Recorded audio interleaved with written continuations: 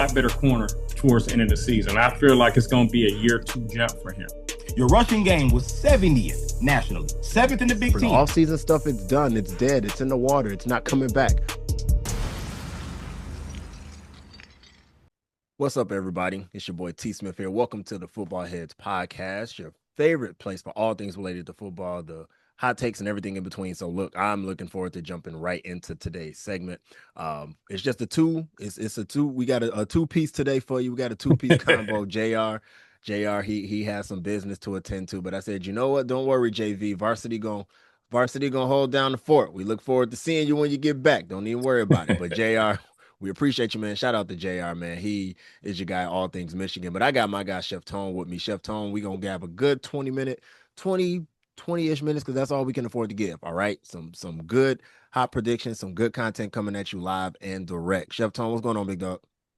Man, super excited. Week one is almost here, man.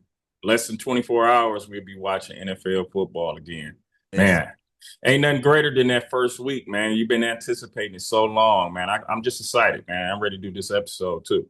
Yeah, I look, I know the presidents be signing a lot of stuff. I don't care who's in office, but by next football season, I need a bill to be put in motion for Father's Day to be moved to the first Sunday of the football season. It's just, I don't care to have anything in June anymore. Let's do it in September. Let's have the mothers, they can stay in May. Give us some distance. Let us do September, all right? Make that happen. All right, man, we're going to start with college, and then we just going to work our way up, all right? So let's start with college. First and foremost, man, Alabama taking an excruciating loss to a Florida State team that's not just, a Mike Norvell led team. This is a team that was a team that was considered a top 4 team in the program. And boom, Jordan Travis goes out. They get X'd. Alabama takes their spot in the college football playoffs, which wasn't all for naught. Michigan versus Alabama turned out to be, in a lot of people's minds, the actual championship of that year. That Rose Bowl game had the highest views, the most anticipation.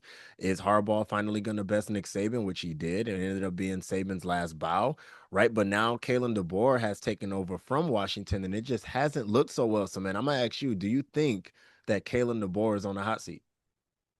Absolutely. Because Alabama has a certain standard.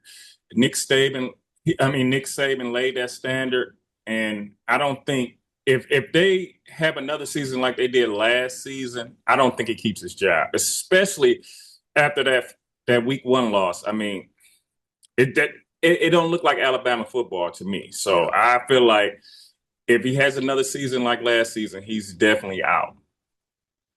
One of my favorite highlights ever in football, truthfully in all sports, is when Alabama is destroying Notre Dame in the championship game. It's probably a couple minutes left, and they are destroying Notre Dame by double digits. They get a false starter. They get some type of penalty, and the center and the quarterback are going at it, like getting to a shoving match out there on the field. And the only person that didn't have an issue with it was Nick Saban. When you have a standard that high for excellence, when you have a standard that just demands perfection, I don't care that we're winning by 20. When you say to yourself, we need to be winning by 40, and because we're not there, I'm still not there. Yes, he celebrates, but that intense leadership is just not there at the moment. I mean, we're talking about a disastrous season opener, an underwhelming like record, like the internal concerns and obviously the sky high expectations they have for this upcoming season.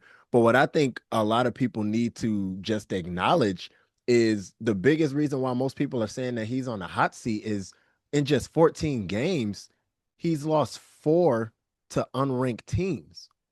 Saban lost 4 games to unranked teams over his career in 235 games. It took him 235 games to lose 4 to unranked teams. In just 14 games, Kalen DeBoer has managed to do the exact same thing. I don't know what these Power 5 matchups are going to look like. His overall record in 2 years, he's sitting at 9-5. Like within the last 10 games, he's gone 5-5. That's hardly inspiring for people that know Alabama football. I'm a Patriots fan. I know how it goes. We know we had Belichick for 20 years, and it didn't matter who was coming next. They were gone if they didn't meet a certain limit or a certain level of expectation. So yeah, I'm looking at Kalen DeBoer, and I don't know, man. I wish him well, but it's not looking well, man. You got anything else to add? No, you pretty much said it. Like you said, with Alabama's that's standard. And then would it be in the city of Alabama? I mean, but sorry, the state of Alabama. I don't know why I said Yeah, city. In the state of Alabama, that's all they have. exactly. That's all they have is the Exactly. Alabama. Like so, it's not gonna fly. I just don't see that lasting long. I just hope even though I kind of hate Alabama Mhm. because I'm a Michigan fan, of course, as well. But I just kind of hope they get it right because I think college football just needs Alabama to be good. College football is better when Absolutely. Alabama is good. So Absolutely. I'm with that 100%. We're going to skip a little bit down the road to Oklahoma, man. I am looking forward to a matchup that I'm sure you are looking forward to as a Michigan man. Michigan versus Oklahoma. What are some things to look out for in this game? I want to see how Bryce Underwood does against a quality opponent. Okay, where it's a lot more pressure. They're coming in as underdogs. I mean, we all knew they would beat New Mexico. His first game out, true freshman, I was impressed. I feel like he definitely did a lot of things well. Uh, he did better than I expected him to do game one.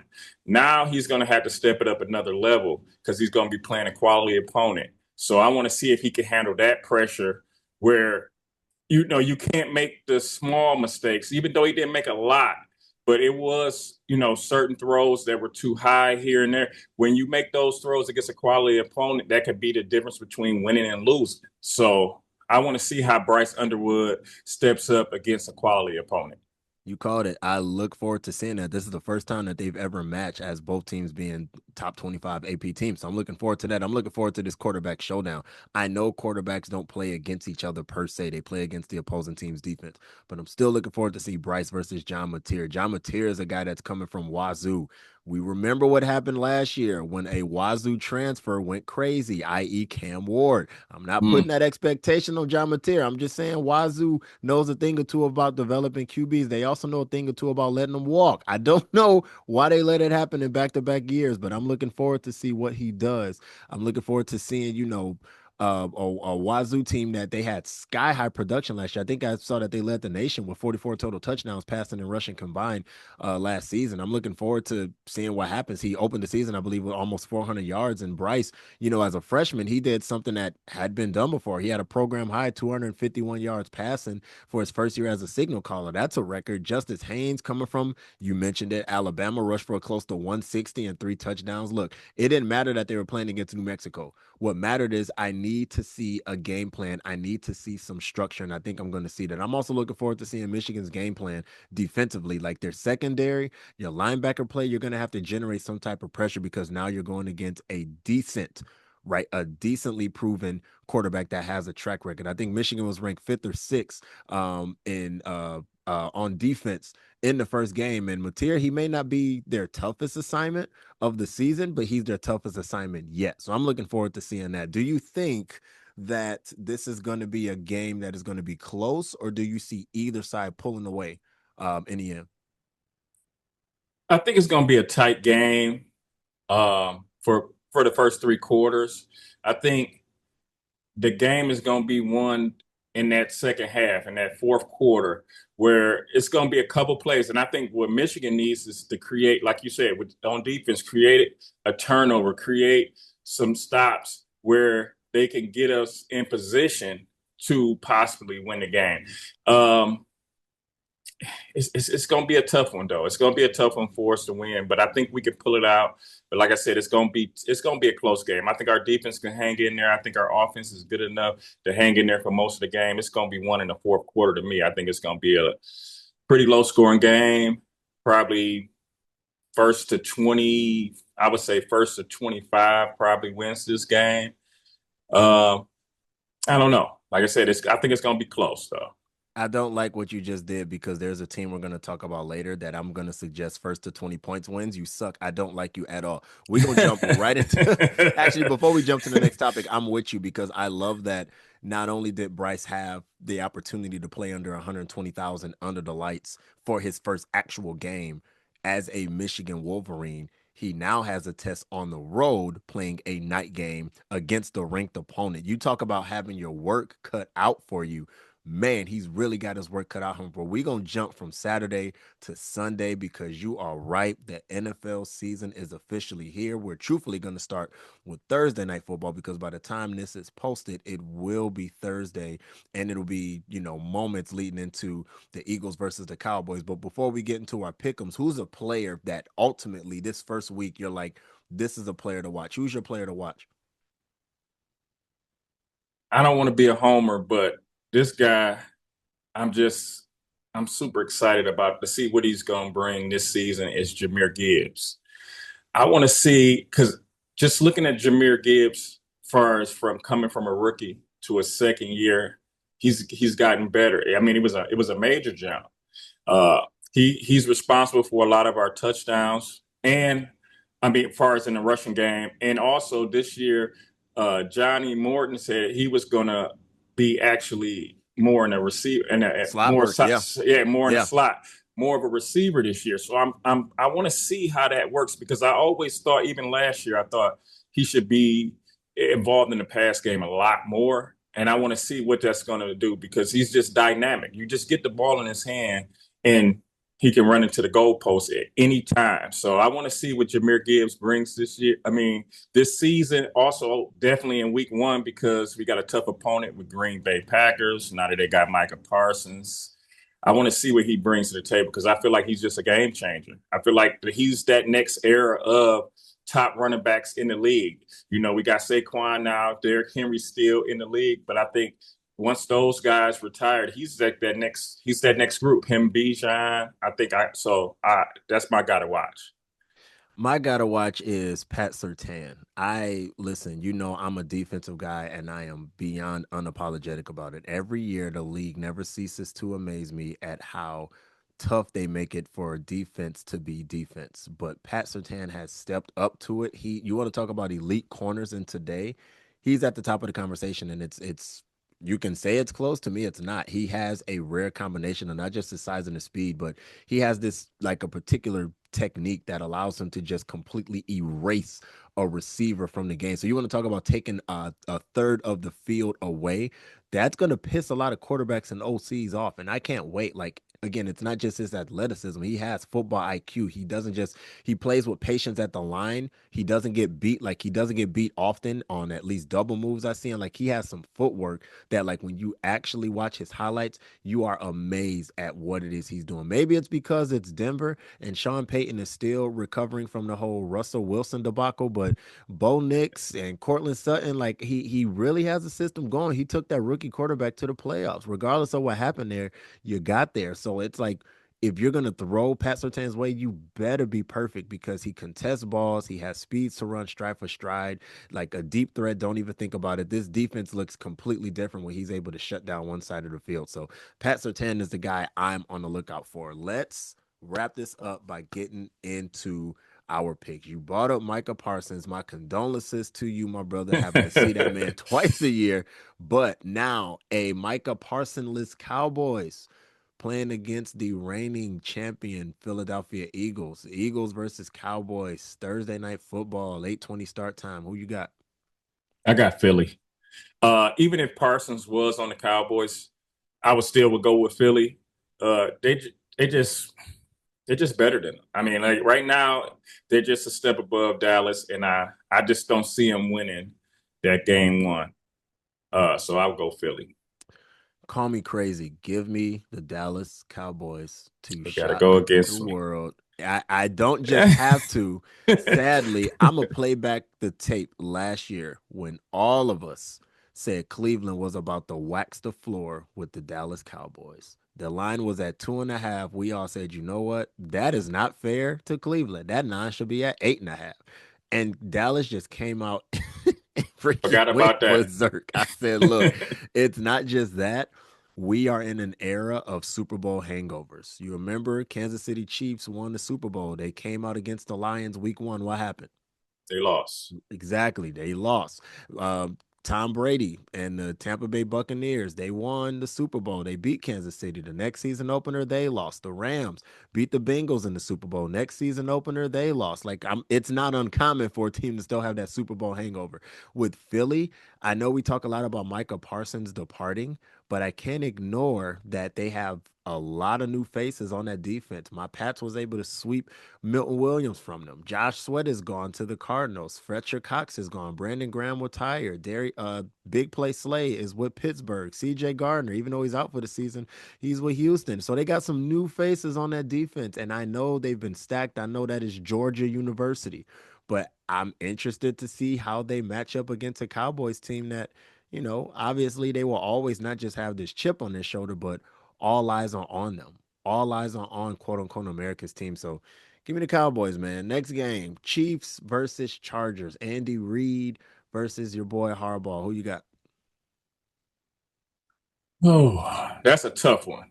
It is. It is.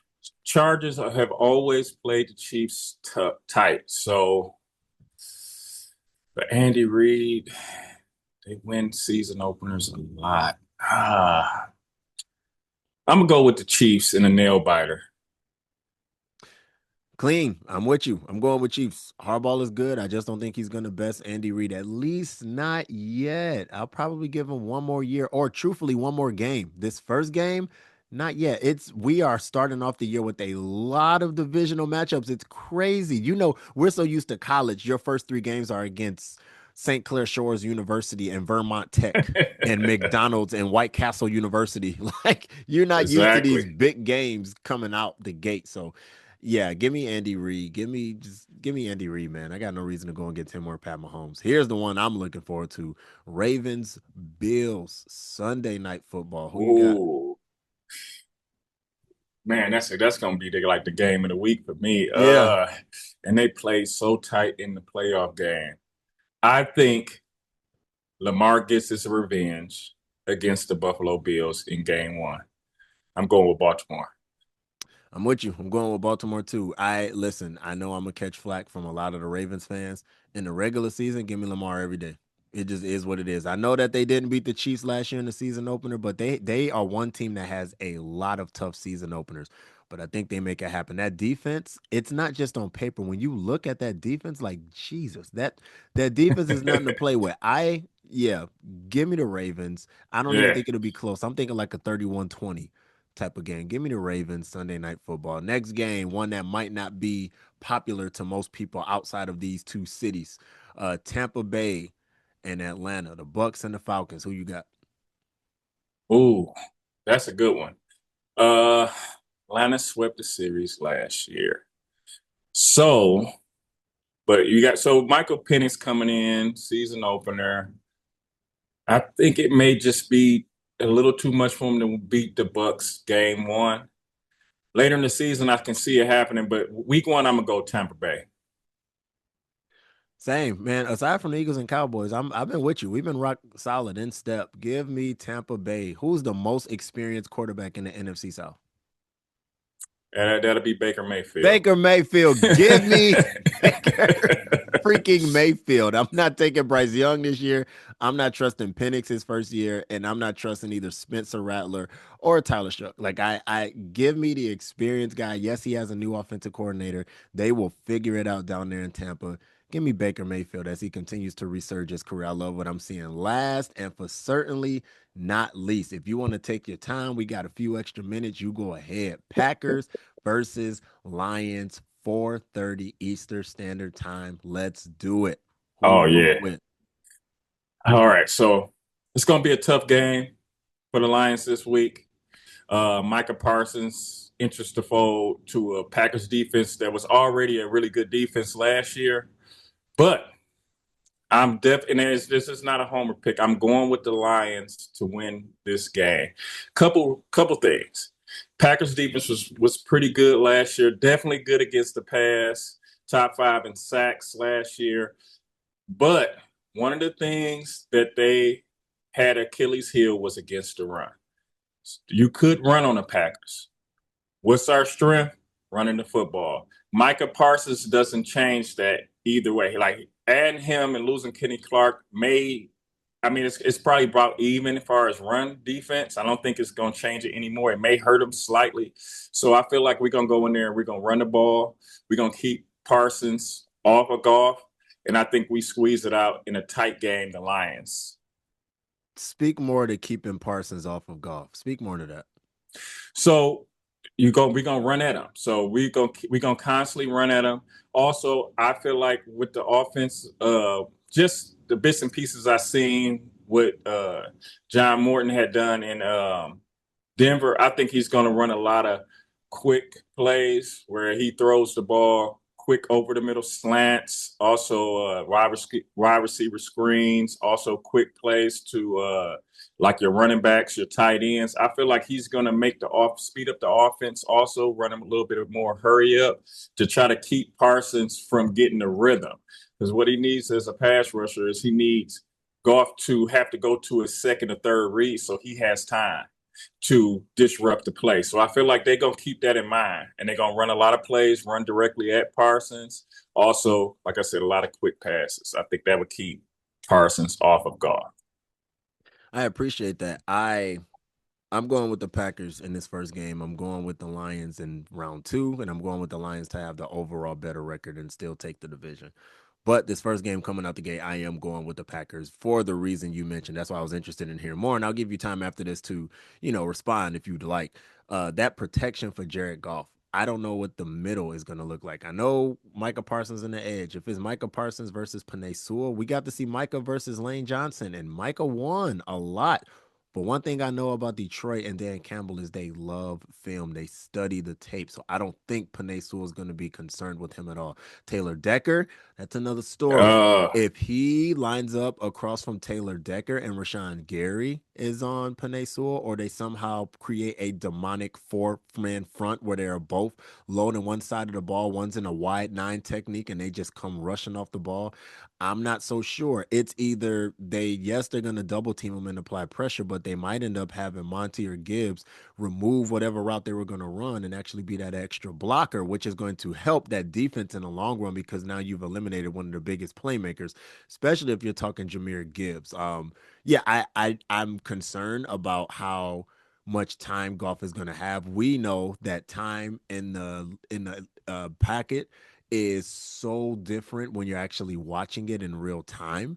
2.5 seconds to throw the ball versus 2 seconds. That half second it matters. You know what I'm saying? Like, it matters. And I know that the Lions offense, from everything I've been studying, it's built around rhythm and timing. And if Micah Parsons is able to just throw that timing off even a little bit, it could force Goff into some rush throws and some mistakes like we saw against Houston last year. The running game, yes, you're right. The Lions lean heavily on their offensive line and Jahmyr Gibbs and Montgomery. If Parsons has that ability that we know he has, I know people are worried about this injection in his health. Overall, I would still be concerned with his ability to chase down plays sideline to sideline, and he could end up eliminating and removing some of those explosive runs. And then I think it's going to come down to play calling. How quickly will Johnny Morton be able to? Did I just make that correlation that Johnny Morton was one of the best Lions receivers? And now y'all OC name is John Morton. Am I tripping? Yeah, that is. That's what's, like, am I okay? I was like, it threw me off too. It's John Morton, but yeah, I'm saying John. I said Johnny Morton. That's probably why. That's probably what threw me off because I had that man jersey. I was like, hey, yo, that's crazy. All right, cool. We back, y'all. We back. As Chet Hungry would say, let me lock in. All right, but yeah, it's like he's gonna have to design some types of protections and misdirection plays specifically to neutralize Parsons. You mentioned it. We need to take him completely out of the play. Their goal is to take Gibbs completely out of the play, period, point blank. If y'all can take Micah Parsons out of the play, or if y'all can somehow manage to expand the field instead of shrinking the field, then the slots are going to go crazy. Amon-Ra in the slot, you can call him a slot merchant, and you think it's a diss. It is a compliment. He is a slot merchant. Catched over 97% of the targets thrown his way, and I don't see that going down at all this year. I see it being risen because of his ability to catch everything thrown his way. And don't even get me started on your boy Isaac Tesla. Like, I was like, wait, Tim Patrick, I know he doesn't have big numbers, but he's like that I don't even, in a basketball sense, he's that guy that goes out there, he plays 30 minutes, but he might not have the stats. But when you watch the game, his presence on the court matters. Tim Patrick was a guy that his presence on the field matters because he's a big body receiver. I'm like, wow, y'all got rid of him. Okay. But when I saw that Tesla was third string on the depth chart, I said, okay, he's a day one starter. He's coming in and he's going to make some true impact. So I'm expecting a lot of double teams, some chips by the tight ends, and like some, quick pressure, some quick passes to counter the pressure from Micah Parsons. But I still think Green Bay wins a very close game to start the season off, and it's nothing for the Lions to be discouraged about. No, not absolutely not. Uh, One other factor I didn't talk about, we've been doing a lot of talking about Green Bay's defense and Micah Parsons, rightfully so. But the Lions defense has Hutchback as well. So our defense could cause some problems for Jordan Love because last year he didn't see Hutch at all, but they Right. lost twice. So I think adding Hutch for Jordan Love, he might have forgot what Hutch brought to the table. He ain't seen him in a while, but he gonna see him on Sunday. That's a great point. I don't think either quarterback has been battle tested the way they're going to be battle tested this very first game out the back. I mean, Danielle Hunter left to go to Houston, so that's one person you don't have to worry about. The Bears, they don't have pass rushers that are worth mentioning in the same breath as a Micah Parsons, a Hutch, or a would have been Danielle Hunter, right? They don't have the backer core that we see with these two teams. And so you bring up a really good point. Both of these teams will be battle tested in every area. And the one thing that I think the Lions do have the edge on them on is a solid receiving core. We know Green Bay was, I don't know if it was internal, if it got leaked, but somehow they started making it clear that they didn't have a true wide receiver one. And you know I'm a Spartan dog. I got love for Jaden Reed. But when he played the Lions and was non-existent, the number of people that were frustrated, they're like, bro, you couldn't get me two. The over under was 1.5. You couldn't give me anything that game. I Yeah, I'm concerned about that receiving core. I know they got Matthew Golden. I know they got like do they still got Romeo Dobbs? Correct me if I'm wrong. I think they they still do. got that. Okay. So it sounds like they still got a good team and Josh Jacobs is a beast back there, but I do think I would give the hand to the Lions when it comes to offense. But this Micah Parsons and Rashawn Gary type of defense, Ooh. I see this being the type of defense where it's like, hey, Broncos, we love Peyton Manning and he's elite, but we'll let Von Miller and DeMarcus Ware win you this Super Bowl ring. Make no mistake. They won that Super Bowl because of their ability to limit Cam Newton and to shrink the field, not because Peyton Manning was out there throwing ducks and being some type of savior. That was won by the defense. Same with that 2000 Baltimore Ravens team. It didn't matter who the quarterback was. That defense getting to the Giants every single possession, that matters, right? The Seahawks, when the Seahawks defense got to Peyton Manning and they got their first and only ring of this, the last 25 years. That was at 2011, 2012, maybe even 2013. I can't remember what year it was, but I know that when Seattle played Denver, their ability, Wagner and Michael Smith and all of them guys, their ability to get to the quarterback, to get to Peyton, it mattered. If Green Bay has any hope, any beam of hope to actually make some noise this year, they're gonna have to lean and rely heavily on their defense. So I'm looking forward to that, man.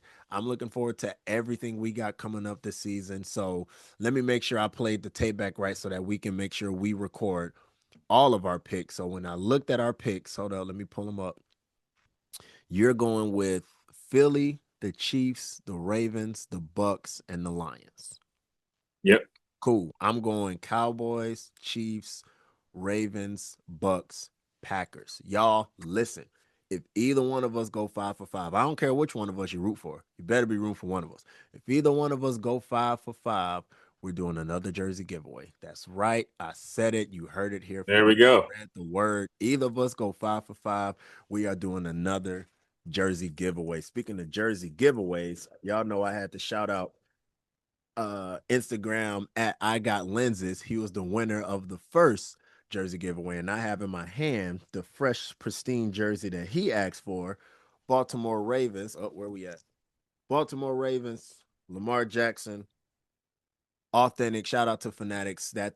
Fanatics is my spot. I don't want to keep shouting them out, but I want to shout them out because y'all gonna sponsor us. We put some good content out. Put the word out. Make hashtag Fanatics sponsor football hits. All right, make that Yeah. happen. But look. Truly authentic jersey. I got lenses that's coming to you soon. We're gonna get some picks from you too. And if you get your picks right, we'll do another giveaway. We want to do more giveaways. So do us a favor. Please like, rate, review, and subscribe. Please let us know if you have any questions, any content you would love to see us push, any conversations you want us to have. If you want to be a special guest, we have intake forms. We're gonna start bringing people on from different backgrounds, different teams, right? Not just our home teams or not the teams that we're rooting for, but we're going to bring people in and just have some true, authentic conversations. And we can't wait. Man, this has been fun. I can't wait.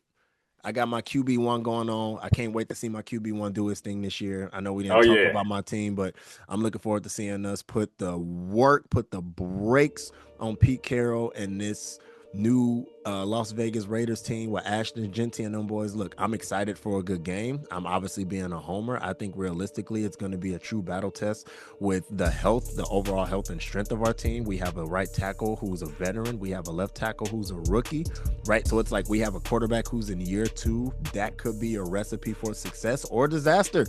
We're going to find out together. But y'all, we love y'all. We appreciate y'all. We out of here.